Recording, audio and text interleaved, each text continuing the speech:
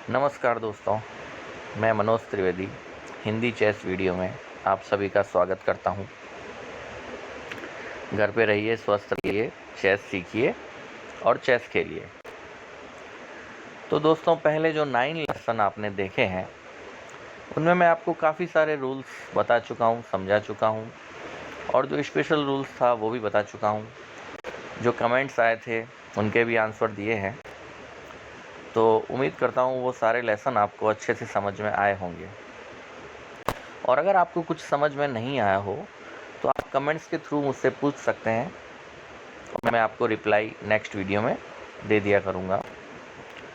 तो दोस्तों, आज हम जो सीखने जा रहे हैं उस चैप्टर का, उस लेसन का नाम है टूर्नामेंट रूल्स।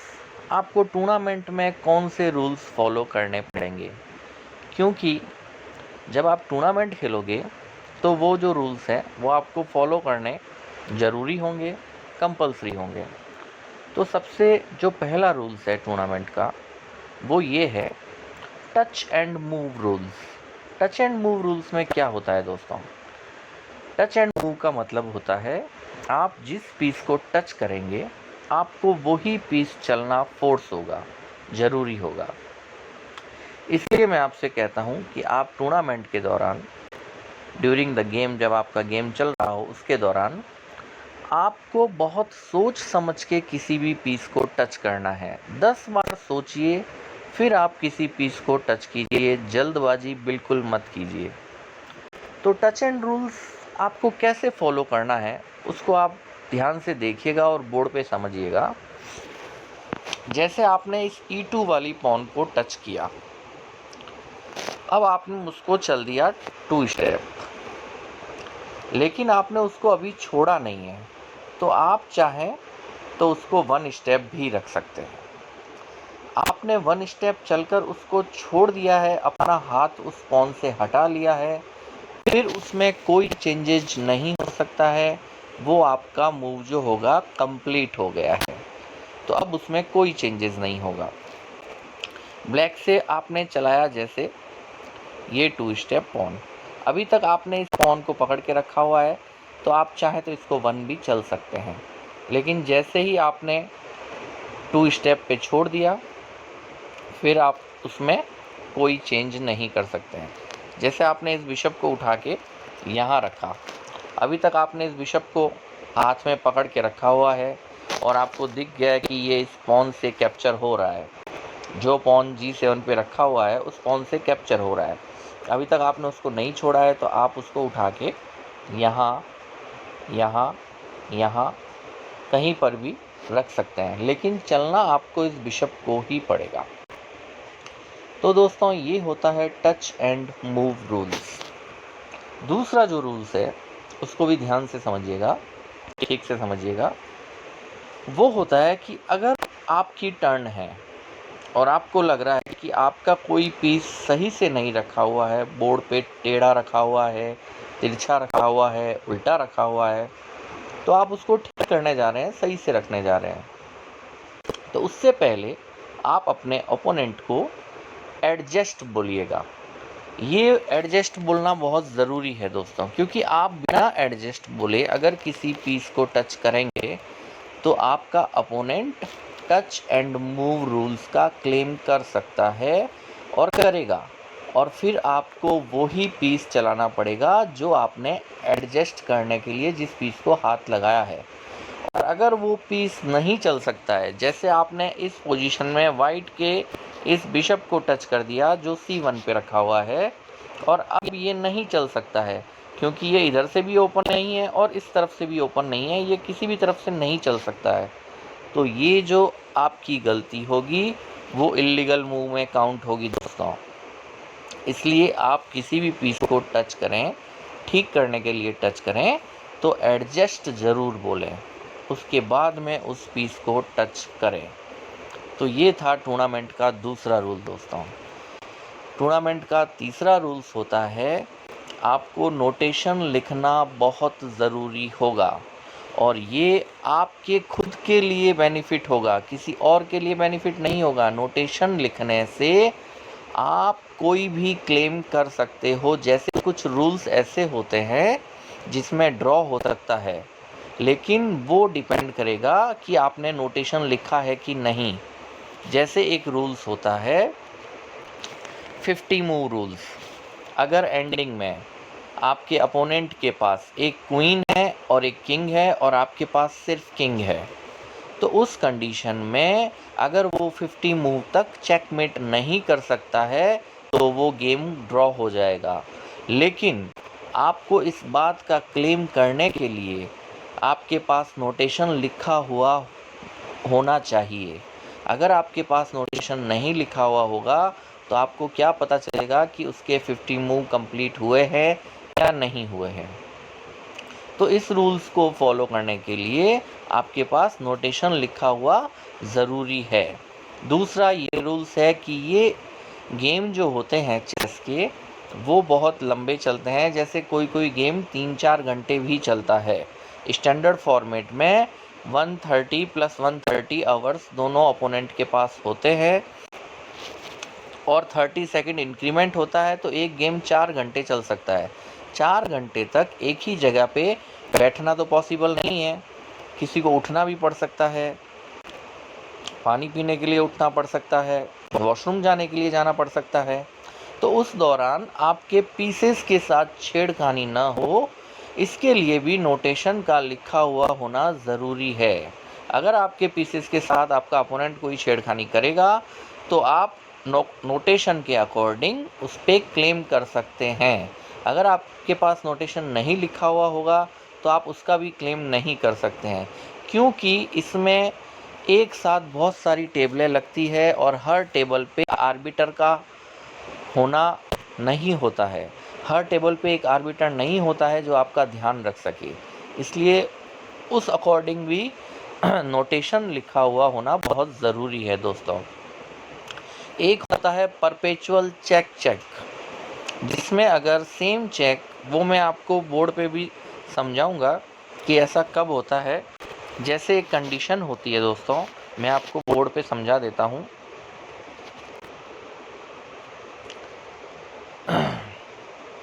देखिएगा, बोर्ड पे मैं पीस रख के आपको समझा रहा हूँ। किंग यहाँ है, रुक यहाँ है, एक पॉन यहाँ है, एक पॉन यहाँ है, एक पॉन यहाँ पे है, ये पॉन जैसे यहाँ है,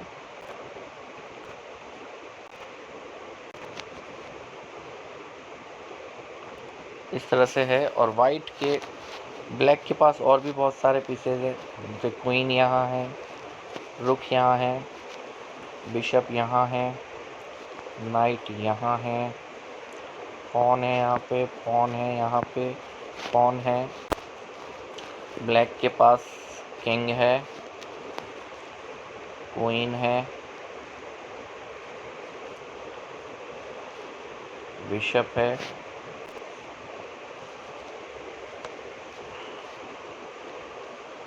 और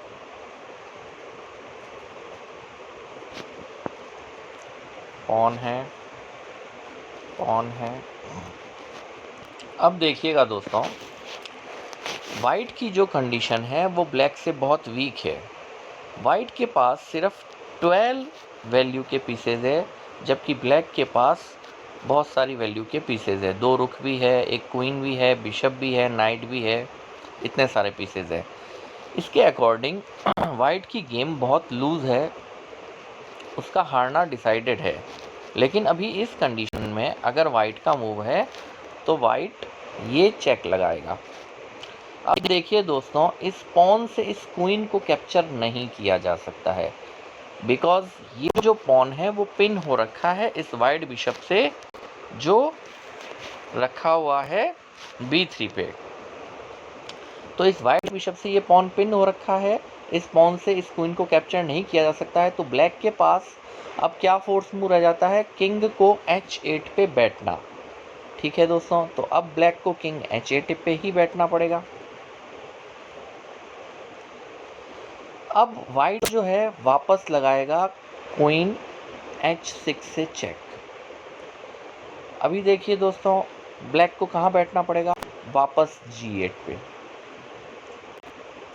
फिर क्वीन वाइट का G6 से चेक लगाएगा, फिर वापस किंग को h8 पे बैठना पड़ेगा, फिर क्वीन जो है h6 से चेक लगाएगा, फिर किंग को g8 पे ही बैठना पड़ेगा, फिर क्वीन g6 से चेक लगाएगा, फिर इस ब्लैक किंग को h8 पे ही बैठना पड़ेगा।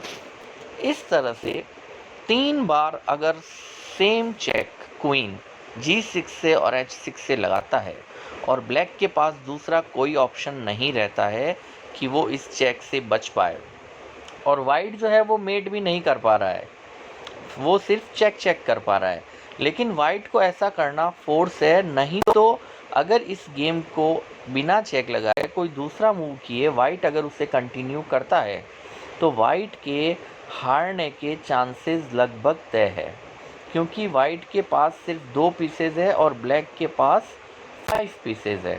ब्लैक के पास वैल्यू बहुत ज़्यादा है। तो अब क्या करेगा, वाइट इस मौके को नहीं खोएगा और इस चेक को करके वो ड्रॉ करेगा गेम को। अगर 3 बार एक जैसी चेक लगेगी और ब्लैक के पास कोई दूसरा रास्ता नहीं होगा बचाने का, तो ये गेम जो है वो क्या होगा, ड्रॉ होगा। इस रूल्स को बोलते हैं परपेचुअल चेक रूल्स। तो दोस्तों, अगर आपको इस रूल्स का भी क्लेम करना है तो आपके पास नोटेशन लिखा हुआ होना ज़रूरी होगा। अदरवाइज़ आप इस रूल्स का फ़ायदा बेनिफिट नहीं उठा पाएंगे, क्योंकि जब भी आप आर्बिटर को क्लेम करेंगे, आर्बिटर आपके पास आपकी टेबल पे आएगा तो वो आपको बोलेगा कि आपने 3 बार ये चेक लगाई है, ऐसा कहाँ लिखा हुआ है, क्योंकि आपका अपोनेंट एक्सेप्ट नहीं करेगा कि ऐसा 3 बार हो चुका है। तो इसके लिए इस रूल्स को फॉलो करने के लिए भी आपको नोटेशन लिखा हुआ ज़रूरी है। ऐसे और भी कई रूल्स है जिसमें नोटेशन लिखा हुआ ज़रूरी होगा, इसलिए दोस्तों नोटेशन लिखना बहुत ज़रूरी होगा। एक और इम्पोर्टेंट रूल्स, टूर्नामेंट रूल्स। जब भी आप कैसलिंग करें, वैसे मैंने पहले बता रखा है, फिर भी आपको मैं रिवाइज कर देता हूँ।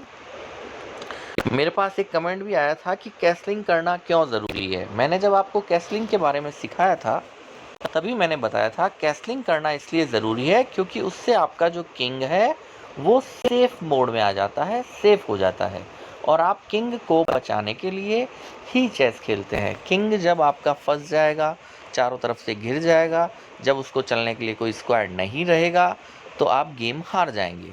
इसलिए कैसलिंग करने से आपका किंग जो है वो सेफ हो जाता है। कैसलिंग की कंडीशन में लगा रहा हूँ दोस्तों, देखिएगा बोर्ड पे।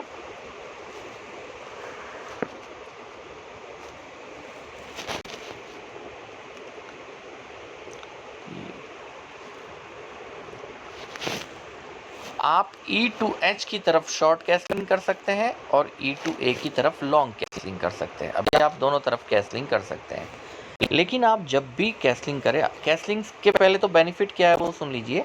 कैसलिंग करने से किंग जो है वो साइड में चला जाता है, सेफ हो जाता है, और आपका जो रुख है वो बाहर आ जाता है। दोनों रुख आपस में कनेक्ट हो जाते हैं, दोनों रुख गेम में आ जाते हैं और खेलने लग जाते हैं। तो दोस्तों, कैसलिंग करते वक्त हमेशा ध्यान रखिएगा, फर्स्ट जो टच है वो किंग को कीजिएगा। इस तरह से पहले किंग को यहाँ रखिएगा और फिर जो है आप कैसलिंग कीजिएगा। अगर आपने ऐसा नहीं किया, उसके बाद में आप रुक को टच कीजिएगा और रुक को उठा के इधर रखिएगा। अगर आपने ऐसा नहीं किया और पहले रुक को टच किया तो आपका अपोनेंट आपको कैसलिंग नहीं करने देगा, क्योंकि ऐसा रूल्स होता है कि अगर आपने पहले टच किया है रुक को तो सिर्फ आपको रुक ही चलना पड़ेगा दोस्तों।